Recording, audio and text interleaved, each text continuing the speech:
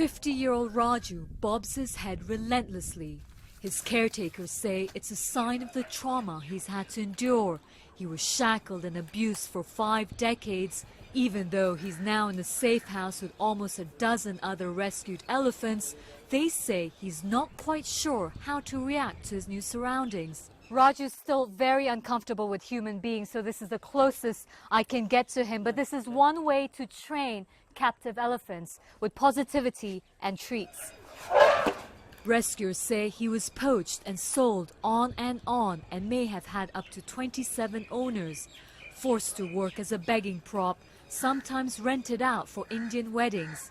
To keep him under control, his owners allegedly starved and beat him. I know it's going to be hard to believe, but these are not from a torture chamber. They are actually things that we took off Raju.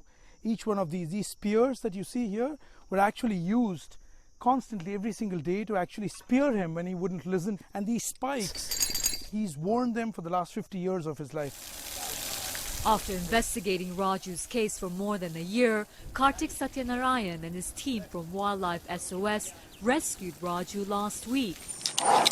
They entered his enclosure on the side of the road in the middle of the night. Images of what happened next have gone viral. He had these huge gushes of liquid coming out of his eyes and just pouring down on either side of his cheek. Raju? The rescue operation took 8 hours.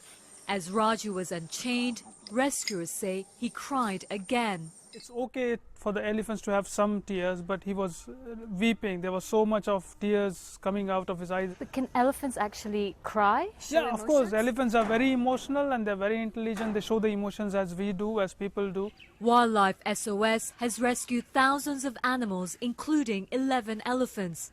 Those who've been rehabilitated walk around freely. Some 3,000 elephants remain in captivity, though, in India alone. In a country where millions still live in impoverished circumstances, animals, for the most part, have yet to become a priority. I think the biggest challenge is the mindset of the people who deal with captive elephants here. They justify almost every kind of cruelty that is practiced against captive elephants on the grounds of tradition.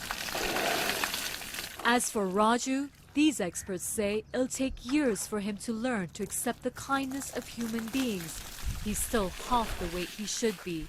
But for now, at last, he's free. Samnima Udas, CNN, Mathura, India.